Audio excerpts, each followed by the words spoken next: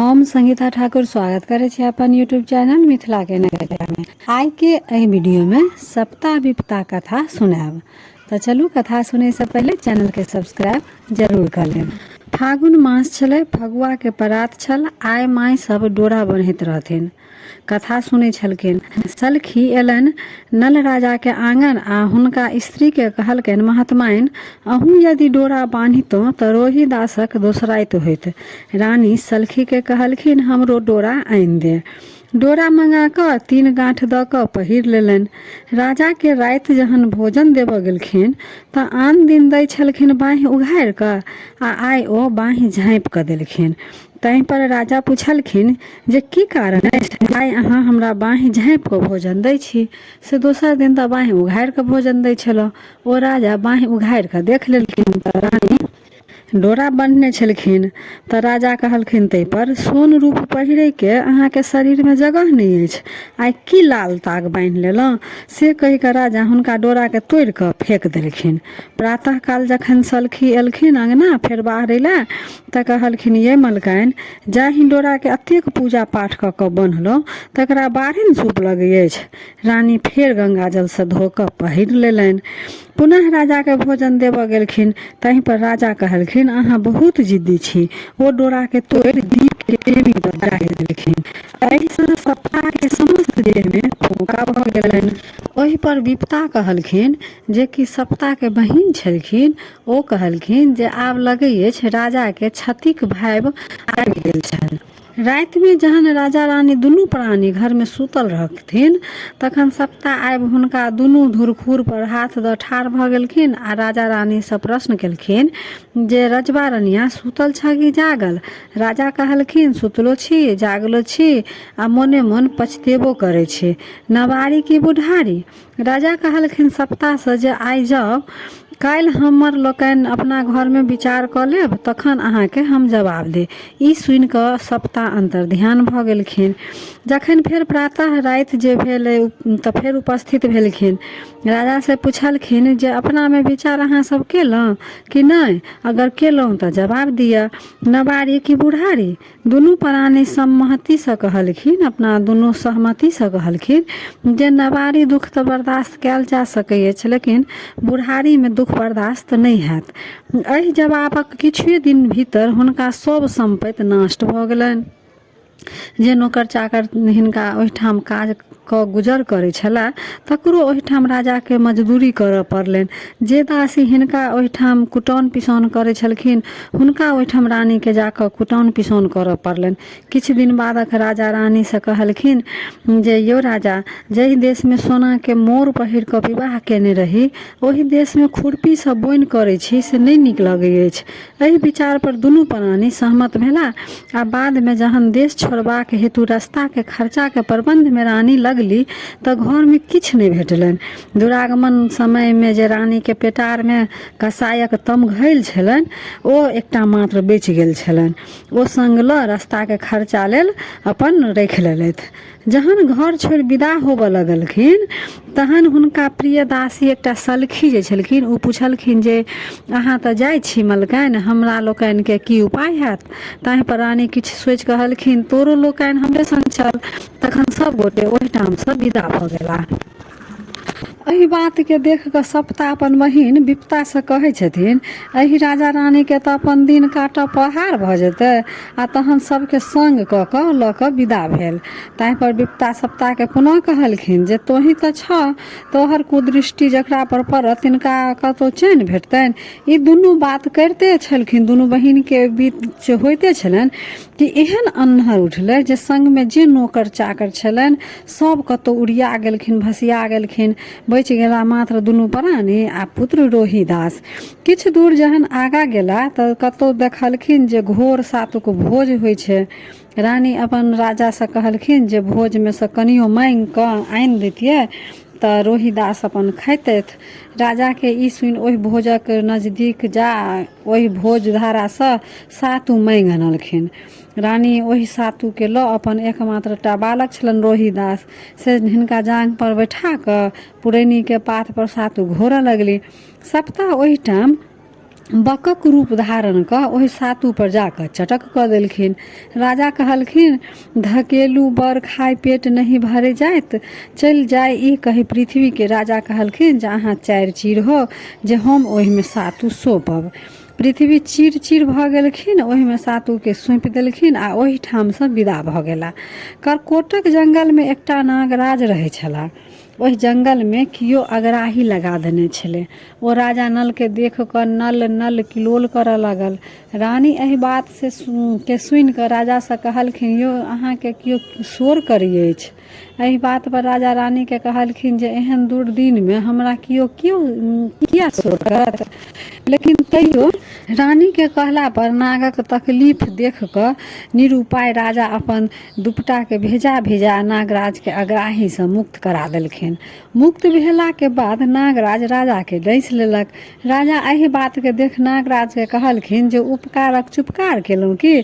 ताहि पर ओ नागराज राजा के कहलखिन जे हम अहाँके उपकार केलहुँ, अहाँके जे रंग रूप अछि से देख कऽ केओ भीखो नहीं देत, तऽ हम अहाँके लेल रूप रंग लऽ लेलहुँ आ क्रूप कऽ देलहुँ। ओहिठामसँ दुनू प्राणी बच्चाके संग लऽ विदा भेला।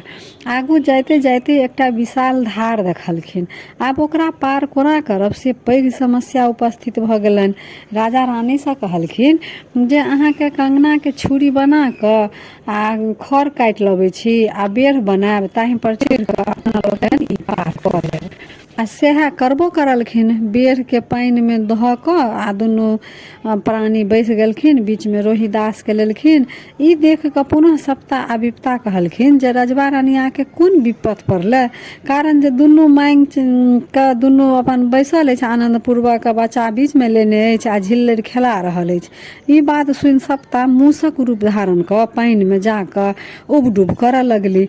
ई देख रानी कहलखिन राजासँ जे एकरा यदि पानि से बाहर कऽ देतियै तऽ एकर प्राणो बचि जैतै आ रोहिदास खेलबो करता।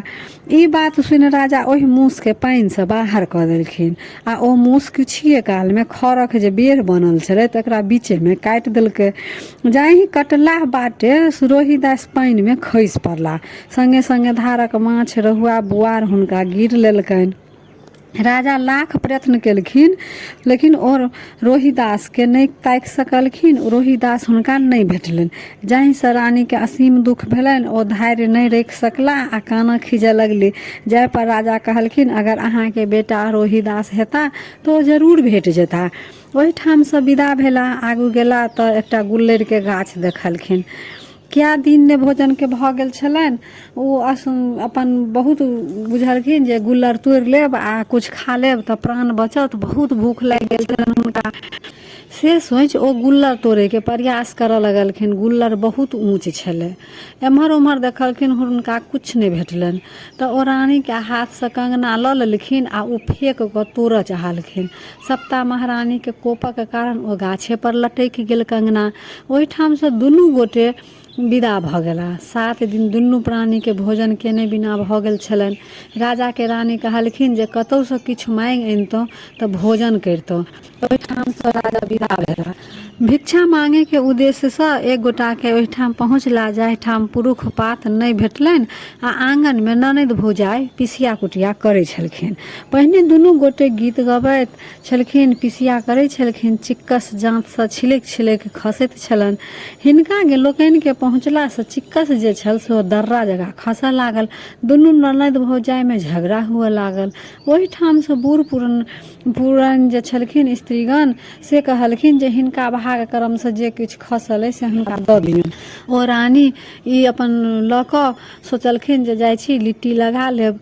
कहलखिन जे चलू रानी आब अहाँ अपन लिट्टी लगाउ, हम तीमनक उद्देश्यसँ एकठाम मल्लाहसँ माछ मांगि आनै छी।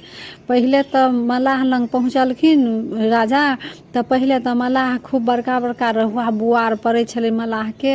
ओ अपन कहाँ पहुँचलखिन कि बस चुन्नी पोठी पड़ऽ लगलनि आ दुनू सार बहिनोइ जे माछ मारै छलै ताहिमे झगड़ा हुअ लगलनि। बूढ़ पुरान कहऽ लगलखिन हिनका भागसँ जे चुन्ना पोठी पड़ल छनि से दऽ दहुन। राजा रानी लग आबि आबि कहलखिन लिट्टी लगा कऽ माछ झरका लिअ, हम स्नान केने अबै छी। रानीके लिट्टी लगायल आ माछ झरकायल भऽ गेलनि। तऽ रानी सोचलखिन जे कहाँ राजा राजसीय भोजन करै छलाह आ कोना ई झरकल खेता। तैँ जाइ छी धारसँ एकरा धो अनै छी, पवित्रसँ हुनका भोजन देबनि, पवित्र भऽ जेतै तऽ ओ भोजन करता राजा। रानी ओकरा धोबाक लेल धारक किनार पहुँचली। जहाँ कि ओ धोअ लगली कि सब रोटी सजीव भऽ उड़ि आकाश चलि गेल आ माछ सजीव भऽ जलमे तारऽ लागल। जलमे सब एकटा माछ सब पड़ै लागल। कहुना 2-4 टा छानि सकलखिन आ ओ घुरि एलखिन। राजा स्नान करै कालमे सबटा ओ देखै छलखिन। उएह घाटमे उएह जगह ओ दोसर घाटमे स्नान करै छलखिन। ओ कहलखिन जे किछु बाँचल अछि तऽ लाउ दुनू गोटे बाँटि कऽ खा लै छी। रानी कहलखिन राजा से और केओ सर सम्बन्धी नहीं अछि। जे राजा कहलखिन जे हाँ अछि, यशो बहिन, हुनके ओहिठाम पहुँचल जाय। ओहिठाम जे गेला तऽ देखलखिन जे ओतऽ उपनयनक आयोजन छलै, भोज भात होइ छलै। केओ जाय तऽ हुनका बहिनके कहलखिन जे अहाँके भाय भौजाइ अबै अछि। ओ संवादवाहकसँ पुछलखिन जे कए गोटासँ आ कोन की केना एला से कहू। ओ कहलखिन जे केओ सङ्गमे नहि छनि, अहाँके खाली भाय भौजाइन छनि और कुछ हुनका संगमे छेबो नहीं करनि, कुछ लइयो के नहीं एला। ओही पर ओ कहलखिन जे ओ हमर भाय भौजाइ कतऽसँ आयत से जाउ हुनका भूसकार घरमे बैसा देबनि, हम अबै छी। 1 आँटी कूश आ 1 कटिया पानि दऽ अबनि आ कहबनि जे जोर बँटता आ अपन ओतऽ बैठ कऽ खेता। भोजन उपरान्त दासिन महात्माइन से कहलखिन से ये भाय भौजाइके भोजनो देबै। रानी कहलखिन जे मारबा रहनि, ओ कतऽसँ हमर भाय भौजाइ आयत। ताहि पर दासिन कहलखिन जे आयल अछि तऽ सएह कुछ देबै तऽ दऽ दियौन, ओ अपन भोजन कऽ लेती। तहन रानी कहलखिन देखी तऽ भंडार घरमे किछु बाँचल छै। तऽ दासी गेलै देखै लए तऽ घरमे देखलखिन तऽ कहलखिन मौसरीके दालि आ घोर बाँचल अछि। ओ दासीके कहलखिन जे दऽ अबहिन। ओ अपन मौसरीके दालि आ घोर जे बचल छलै सएह अपन ओ राजा रानीके दऽ एलखिन आ कहलखिन लिअ अपन बहिन अहाँके भेजलक से इएह बचल छलै से इएह सब खाउ। से सब देख कऽ राजा रानीके बड्ड दुख भेलनि, राजाके बहुत असीम कष्ट भेलनि। तऽ ओ कहलखिन जे इएह सामान अगर हमरा बहिन अपने हाथे दैत तऽ हम जरूर खैतहुँ, लेकिन अहाँ लऽ कऽ अयलहुँ तऽ ठीक अछि राखि दियौ। राजाके असीम दुख भेलनि बहिन पर आ ओ सप्ता विपताके कहलखिन जे एहन विपत्ति देलहुँ तऽ पृथ्वीके 4 चीर करू, जाहिमे एकरा धऽ देबै। किछुए क्षणमे पृथ्वी 4 चीर भऽ गेलखिन। ओहिमे राजा दालि आ घोरके राखि ओहिठामसँ विदा भऽ गेला। पुनः रानी कहलखिन जे ये राजा आर कियो नहि अछि अपन जे हुनका एतऽ चलितहुँ। तऽ ओ राजा कहलखिन जे हाँ एकटा बन्धु दोस्त अछि तऽ हुनके ओहिठाम चलल जाय। ओतऽ पहुँचला तऽ जेहने आदर ओ पहिने करै छलखिन तेहने आदर ओ आइयो केलखिन। भोजन कराबै लए बैसला तऽ जतेक 56 प्रकारके पकवान भोजनमे छलनि सब राजा कहाँ छुलखिन कि सब साग पात भऽ गेलनि। करम कियारी बात जिम्मे बैसलहुँ ओगर छागर, भय गेल दंग दंग पर साग। मित्रक बेटी रानी के पुछलखिन जे ये मीत माय हार गाथा अबै अछि। रानी कहलखिन जे पहिले तऽ अबै छल, आब की हैत से नहि जनै छी। एहि पर मित्रक बेटी हार गाथा लेल देलखिन। हार जहन गथैत रहथिन तऽ एकटा पिठरा नामक हंस आबि कऽ मोतीके गिर लेलकनि। ताहि पर राजा रानीसँ कहलखिन, रानी राजासँ कहलखिन यौ बड़ भारी बात भऽ गेल, सोना चोरीके कलंक लागि गेल। टाट काटि कऽ ओ दुनू प्राणी ओहिठामसँ विदा भऽ गेला। किछु दूर आगू गेलाके बाद रानी राजासँ कहै छथिन ये राजा कने अहाँ अपन जाँघ खसेबतहुँ तऽ हम सुति रहितहुँ। राजा सएह केलखिन। एहि बात पर ई देख कऽ विपता सप्ताहके कहलखिन जे एहन कोन विपत्ति जाहिमे साइयक जाँघ पर रनिया सुतल अछि आ झिहिर झिहिर बसात लगै अछि, से ई कोन विपत्ति भेल। राजाक मोनमे एकटा पाप उत्पन्न भऽ गेलनि जे स्त्रीगणके उघैत फिरै छी, जँ दिन घुरत तऽ कतेक स्त्री भेट जायत। आ ओ रानीके माथ हटा कऽ सुतले छोड़ि चलबाक विचारसँ हुनका आँचर पर लिख देलकनि गुणमती ज धनी होइहा, जुनी करिहा नीच ज्ञाने, तीन मासक रस्ते अइह, 6 मासक रस्ते नहीं अबिह, ई लिख हुनका छोड़ो विदा भऽ गेला। ओहिठाम से राजा विदा भऽ मथवासी जातिक ओहिठाम गेला आ पुछलखिन कियो नौकर राखब। ई सुनि कऽ ओ लोकनि पुछलखिन तो कोन काज करब? खर काटब आ चिलका खेलाब आ सिद्ध खायब, सिद्ध नहीं खायब। ओतबे काल में रानी पुनः ओही गाम में दोसर व्यक्ति के ओहिठाम पहुँच गेलखिन। ओ कहलखिन जे हमरा कियो दासी राखब। ताहि पर जिनका ओ कहने रहथिन से कहलखिन दासी के जे अहाँ कोन काम करब? रानी कहलखिन अर्घा सराय माँजब आ केश सिंदूर कऽ देब। राजा एक दिन जहन मालिक के आदेश पर खर काटऽ गेलखिन तऽ खर एक दिस कटैत जाय आ दोसर दिस लागल जान। हाँसू जे रहनि तकरा बेंग गिर गेलनि। आबि कऽ ओ अपन मालिक के कहलखिन यौ मालिक, हाँसू बेंग गिर गेल। मालिक कहलखिन जे एहन नहीं सुनने छलिए, तदरंग पोनरंग छ कोनो मौगी के फुसियेने हेब, ओकरे दऽ देने हेबक। ताहि पर राजा कहलखिन 12 बरख पूरल अबै अछि, मांगुक मुँहो नहीं देखलहुँ। अहाँ कि अगर हमरा पर विश्वास नहीं अछि तऽ हमरे बेच हाँसू कीन लिअ। ओ राजा के तेली हाथे बेच कऽ हाँसू कीन लेलनि। रानी जहन अर्घा सराय माँजऽ गेलखिन तऽ अर्घा सराय दहा गेलनि। ओ आबि कऽ मलकाइन के कहलखिन ये मलकाइन, से अर्घा सराय तऽ सबटा दहा गेल। ओ कहलखिन मलकाइन जे एहन नहीं सुनने छलिए, बुझाइ अछि जे कोनो पुरुष के फुसियेने छ, ओकरे तू दऽ एलहक। रानियो वएह शब्द कहलखिन जे 12 बरख पूरल अबै अछि, कोनो पुरुषक मुँहो नहीं देखलहुँ। तहन अहाँके अगर विश्वास नहीं अछि तऽ हमरा बेच कऽ अर्घा सराय कीन लिअ। ओ रानी के लखेरिया हाथे बेच कऽ अर्घा सराय कीन लेलनि। एक समय में रानी पानि भरऽ पोखरी गेली तऽ ओहिठाम लोक सब डोरा बान्हैत छलखिन। जे यह बान्हैत 12 बरसात बहि गेल आ पुनः हुनका मन में डोरा बान्हबाक विचार उत्पन्न भेलनि। ओ हुनके से सब बर पुआ डोरा मांगि कऽ कथा सुनि कऽ अपन सब कुछ केलथि। ओते पूजा पाठ जेना होइ छै सप्ता डोरा के। एक समय में रानी पानी भरऽ पोखरी गेलखिन। ओहिठाम लोक सब डोरा बान्हैत देखलखिन। लोक सबके आँखि से रानी के लोर खसऽ लगलनि जे यह बान्हैत 12 बरसात बहि गेल आ पुनः हुनका मन में डोरा बान्हबाक विचार उत्पन्न भेलनि। आ ओ हुनके सबसँ बर पुआ आ डोरा मांगि कथा सुनि डोरा बान्हि लेलनि।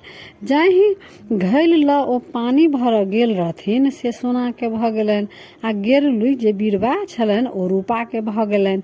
साड़ी जे फाटल पुरान छलनि पुनः रेशमी में बदलि गेलनि। ओहि ठाम से जहन घूमि कऽ एलखिन तऽ लखेरा कहलखिन रानी के जे ई दमापति कोन सौदागर के फूस लेलहुँ जे अहाँ के ई सब देलक। दमापति ताहि पर बिगड़ि कऽ कहलखिन जे ई जुनी कहू, हमरा पर सप्ता विपता के कुदृष्टि छल, तकरे भोग हम भोगै छलहुँ। आइ हमरा पर ओ लोकनि खुश भेली तऽ ई परिवर्तन भऽ गेल। ताहि पर किछु अनमनस्क होइत लखेरा कहलखिन दमापति के जे ई साड़ी तोरा पर शोभा नहीं दै छौ, दोसर साड़ी पहिर ले। ताहि पर रानी लखेरा से कहलखिन जे हम जे कुछ छुबै छियै सबटा पटोरे भऽ जाइ अछि, तैं अहाँ अपने से हमरा दिअ। ओहि समय में ओहि गाम में एकटा राजा छलाह जे स्वर्गवासी भऽ गेल छलखिन। हुनका पुत्र नहीं छलनि। प्रजा सब विचार केलक जे बिना राजा के राजकाज कोना चलते। तैं हेतु राजा के चयन करबाक लेल ओ की केलखिन, एकटा हाथी के अपना बुझलखिन जे हाथिये से राजा के चयन करवायल जाय। से कोना तऽ हाथी के सूर में गिरमल हार लटका देल जाय आ मैदान में समस्त गामक लोक ओहिठाम उपस्थित रहता। जकरा गाड़ा में हाथी माला पहिराइत सएह ओहि गाँव के राजा हैत। ठीक तहिना भेल। तहिना गामक एकटा नमहर मैदान में जतेक लोक छल सबके एकत्रित होबऽ लेल अपन कहल गेल। राजा नल अपना मालिक से आदेश लऽ कऽ जेबाक इच्छा जाहिर केलनि। ताहि पर ओ तेली जे मालिक छलनि से गारि पढ़ैत कहलखिन जे गाम में एहन एहन लोक अछि तऽ राजा हेबै हैत से तकर चिन्ते नहीं अछि, आ तू राजा हेबा से तू की करबा, तू नहीं जो। बूढ़ पुरान ताहि पर कहलखिन जे जाय दियौ ने राजा साहब, से की हेतै, ई जेना सब देखतै तेना इहो देखत। तेलियाके ओहिठाम एकटा कुकुर मरल पड़ै छलै। कहलकै जे जो एकरा फेंक ले तहन तू जइहऽ। राजा जखन ओहि कुकुर जे छलै मरल तकरा छुलखिन कि बस ओ सोनाके भऽ गेल। ओ पृथ्वीके ठोकि देलखिन जे हमर दिन घुमि गेल। छाउरमे सोन भेल जे कुकुर छलै तकरा झाँपि कऽ ओहिठाम आ ओ अपन मैदानमे पहुँच गेल जतऽ कि राजाके चुनाव होइते। हाथीके सूरमे गिरमलहार पहिरालक सब। चुनल गेल जे अपना अपना छोड़ि दियौ, आब देखियौ जे ई केकरा राजा बनेता। हाथी के गिरमलहार पहना देलकै। आब उ हाथी के जे गिरमलहार पहनने देखेलखिन तऽ राजा नल के हंसी लागि गेलन। हाथी घूमैत घूमैत हुनका लग आबि गेल आ ओ हिनका गारा में पहिरा देलक। ई बात देख कऽ सब हिनका मारि पीट कऽ ओतऽसँ भगा देलकै आ पुनः हाथी के माला देल गेल। राजा के ई दृश्य देखबाक लेल ओ एकटा साहुरक गाछ छलै, ओहि गाछ के अपन और भऽ कऽ ओ खड़ा भऽ गेलखिन। हाथी के फेर जे पहिनायल गेल छलै गिरमलहार, फेर हाथी गिरमलहार लऽ कऽ खुनैत पिचैत पुनः ओहिठाम पहुँच गेल जतऽ कि राजा नल अपन नुका कऽ खड़ा छलखिन गाछक और में। ओ पुनः हुनके गिरमलहार पहिरा देलक। तहीं पर लोक सब कहलकै जे 3 सत्य सत्य होबाक चाही, से देखियो फेर गिरमलहार हाथी केकरा पहिरबै छै। तखन लोक सब कहलकै जे हाथी तऽ कोनो मनुष्य नहीं छै जे दिशा पक्षित करत, से यदि कहियो कि राजा हेतै तऽ हिनका पहिरौलक, से एक बेर फेर करू। फेर ओकरा गिरमलहार हाथी के सूर में देल गेलै। फेर ओ राजे के जाकऽ पहिरा देलखिन। तऽ फेर गामक जे लोक सब छलै कहलकै कि जरूर ई पिछला जन्म के राजा हेथिन, तैं हिनका पहिरौलक से हिनके राजा बनायल जाय। गामक लोक सब कहलकै जे हिनका 4 चंगेरा चूड़ा आ 4 बासन दही दहुन खेता आ चलि जेता आ अपने लोकनि राज बाँटि लेब। ओ भोजन किया करता, ओ दान प्रदान कुमारी बटुक यज्ञ जाप कराबऽ लगला आ राजा काज सम्हारऽ लगला। ओहिठाम बूढ़ पुरान लोक सब कहलकै जे देखी हमरा तोरा जे राज होइत तऽ अतेक फुराइत से मतलब ई जरूर कहियो के राजा हेथिन, तैं हिनका अतेक करऽ अबै छनि। तखन एक दिन विप्ता सप्ता के कहलखिन जे आब राजा रानी के भेंट केना हेतै। विप्ता सप्ता के कहलखिन जे तोही न करबहक, जे की करबहक। राजा के एहन समय एलनि जे स्त्री के हुनका प्रसंग आवश्यक भऽ गेलनि। लखेरा के खबर कयल गेल जे एक डाला सोन आ रूप लेथुन आ राजा के संभाषणा जे छनि से पूरा करथुन। लखेरा अपन राजा के वासना पूरा करबाक हेतु बनि ठानि कऽ तैयार भेलनि। कारण लखेरा के काजे इएह छलै जे पैघ लोग के ओ मनोरंजन करै छलखिन।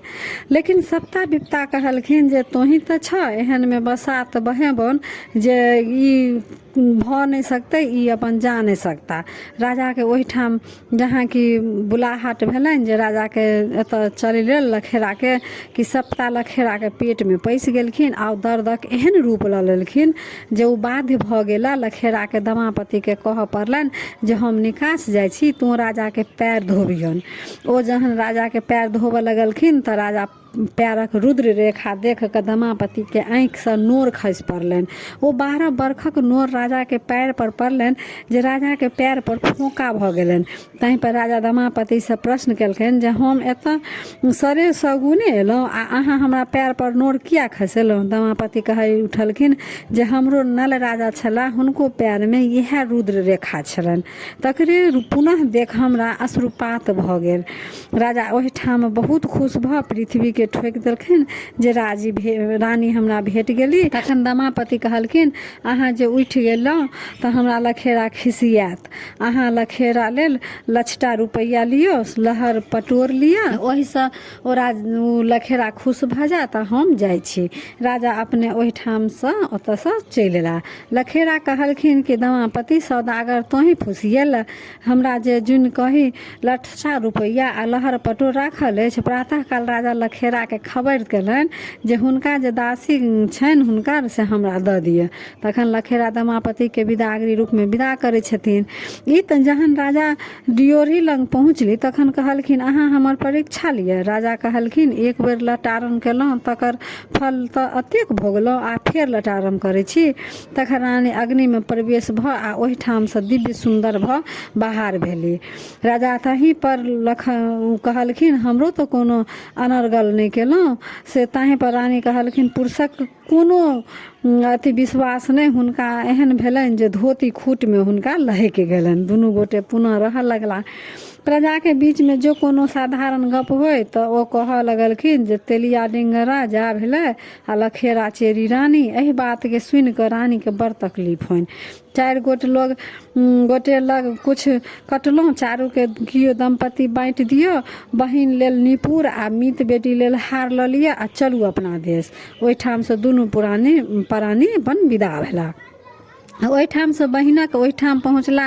बहिन के नेपुर पहिरा देलखिन।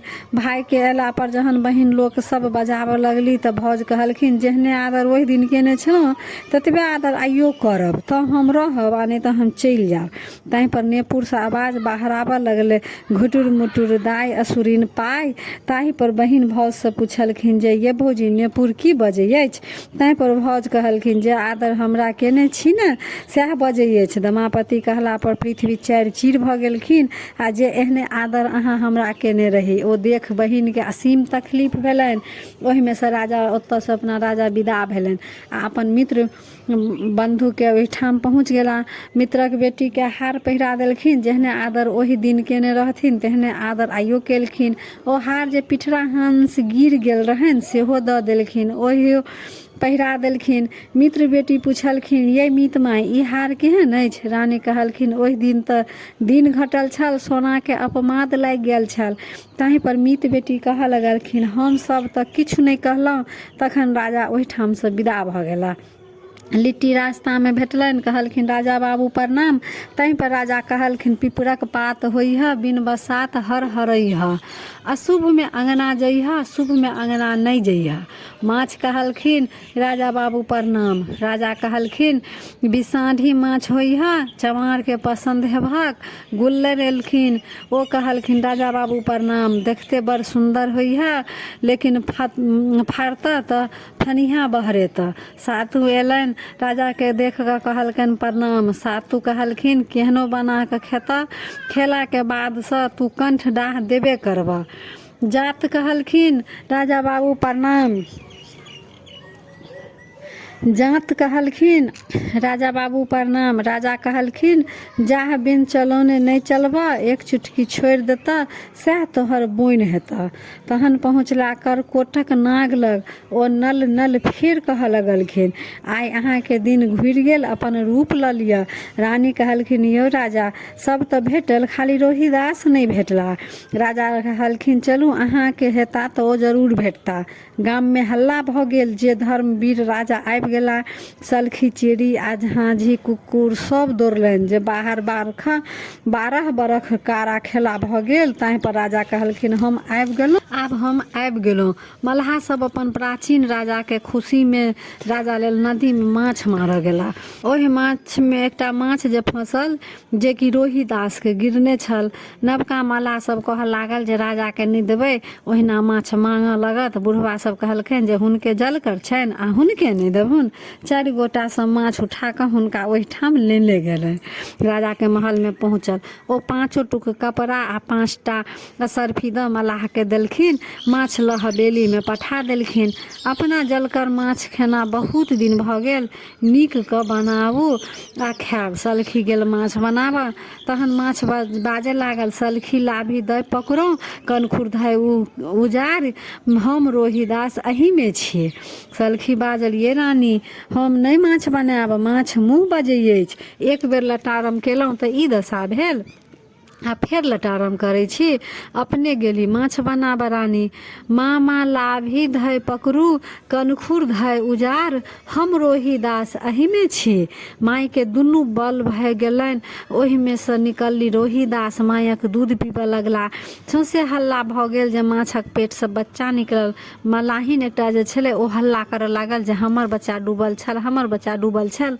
राजा कहलखिन जे हवेली में हल्ला की के अछि, सभक निसाफ हम करै छी आ हमर निसाफ के करत। चामर चोली सील गेल दंपति लेल आ पाटल माहिनन लेल राजा कहलखिन जे हे सप्ता यदि अहाँ दहीन भेलहुँ तऽ हाँ ई फैसला एकर करब, अगर रानी के बेटा हेतै तऽ रानी के दूध से नहाब आ अगर मलाहिन के बेटा हेतै तऽ मलाहिन के दूध से नहाइत। दमापति के दूधे रोहित दास नहेला, मलाहिनक छाती से दूध के कनी एकटा बूंदो नहीं निकलनि। आगू पाछू भेलनि से सबके होय, बीच में भेलनि से केकरो नहीं होय। तऽ ई रहा सप्ता विपता के कथा केहन लागल कमेंट जरूर करब। आ अगर यह कथा के अहाँ सब हिंदी में सुनऽ चाहे छी तऽ एकर हिंदी कथा के जे लिंक अछि से हम डिस्क्रिप्शन में दऽ देने रहब, ओइ लिंक पर जाकर अहाँ सब हिंदी में कथा सुनि लेब।